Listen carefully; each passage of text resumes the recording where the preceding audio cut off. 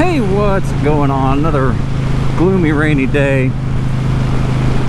But I thought, let me get this straight. So if you take your kids to drag shows, if you take your kids to pride parades, if you let your kids decide their gender based on what toys they're playing with at 2 years old, if you encourage your kids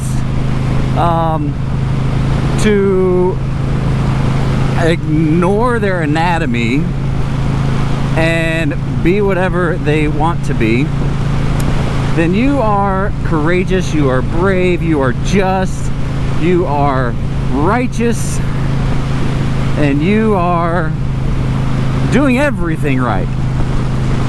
But if you take your kids to church, if you read the Bible, the scriptures with them, if you encourage them to follow a very perfect and just righteous example, then you are bigot and hater, and you are brainwashing your kids for a lifetime of servitude and bigotry, hatred, all these other things. Did I get that right? I don't think I did, but that's the way the world seems to work right now. If you are with all of this woke doctrine, which it is a religion at this point,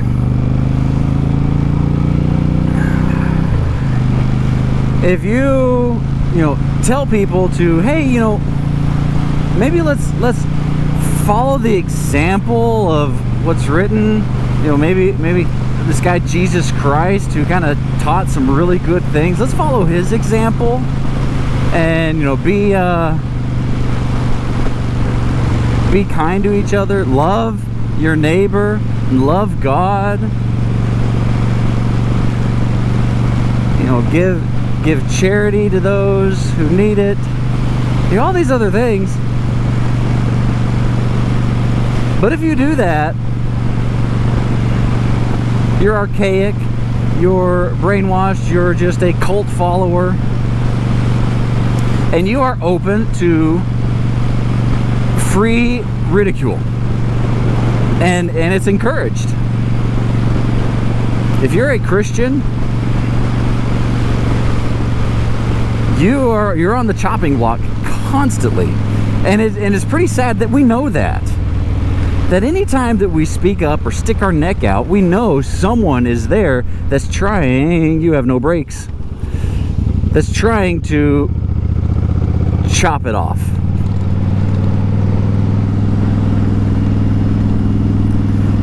And it's pretty sad. But then if you push back and say, hey, let's not give 8-9-year-olds puberty blockers, because hey, that might mess them up for the rest of their lives. Oh, you can't do that, you are such an evil person, you're such a bigot, such a hater, such a transphobe, how dare you not let these kids be their true selves. No, they're being who you push them to be. And yes, my kids are being who I'm pushing them to be, which is moral and righteous followers of Christ. They are sons and daughters of God. That is their identity. They don't need to put a label on of trans or non-binary or trans non-binary or zim zalabim or whatever these other pronouns are. Because, sure, maybe I'm brainwashing my kids. I'm washing their brains clean from the filth and smut and sleaze that is popular right now. That's what I'm doing.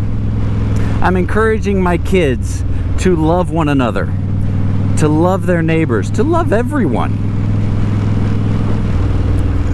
I'm encouraging my kids to be kind. I'm encouraging my kids to not judge others. I'm encouraging my kids to give service, even when it's not obvious that it's needed, to always be serving.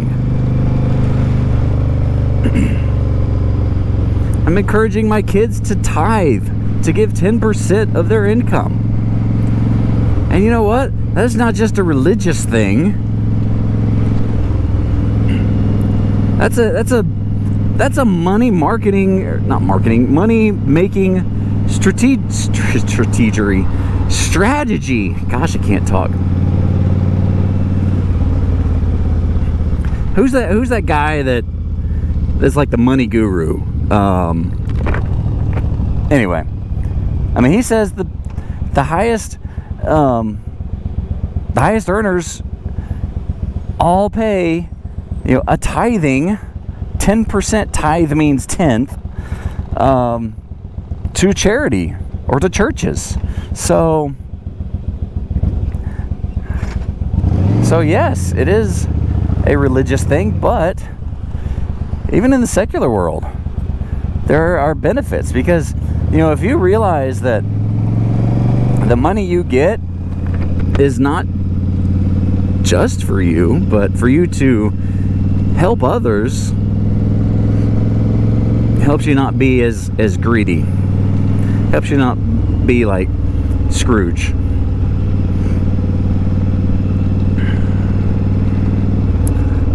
So judge them by their fruits. The good book says, by their fruits you shall know them. All right, can an evil tree bring forth good fruit? No. Can a good tree bring forth evil fruit? Can a good tree bring forth evil fruit? The answer is no. So judge someone by their fruits. And what are the fruits? Fruits are what you do. That's what you produce. So if you are producing someone who's got blue hair and 4 nose rings and screaming and cussing and flipping the middle finger off at someone who's telling them to follow Jesus, that's some pretty bitter fruit there. But if you're someone who tries to be moral, tries to, I don't know, not have kids outside of a stable, healthy marriage, and those are good fruits. And that's really what it all comes down to, is judging them by their fruits. It's like MLK says that men should be judged by the content of their character, not the color of their skin. Well, I think, to go even farther, people should be judged by the content of their character, the fruits they produce, not their not persona, that their, gosh, my brain's not working today, not who they are on the cover. So that's why even someone with blue hair, because that's kind of the telltale thing, even with someone with blue hair, I'm not going to judge you until you prove me otherwise. Now, on the same note, there is a certain stereotype, and so I will be watching, but I'm not going to say, hey, you're a woke piece of garbage just because you have blue hair. Until you start doing or saying something that makes me realize, yes, you are a woke piece of garbage, then I will assume the best. That goes for every race, creed, color, whatever. And you know what? I don't think I'm alone in that mentality. I think that's the mentality of most Christian conservatives. Now, are there judgmental Christians out there? Yes, there are. There are holier than thou mentalities out there.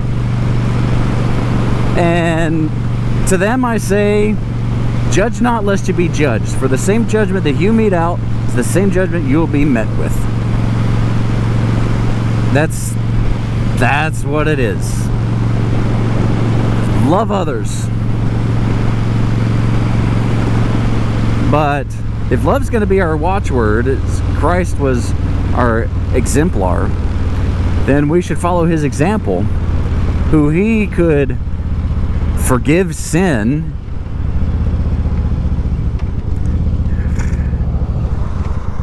but at the same time he never condoned it, not even once. He never said, oh, you know, it's okay, you messed up, don't be too hard on yourself. No.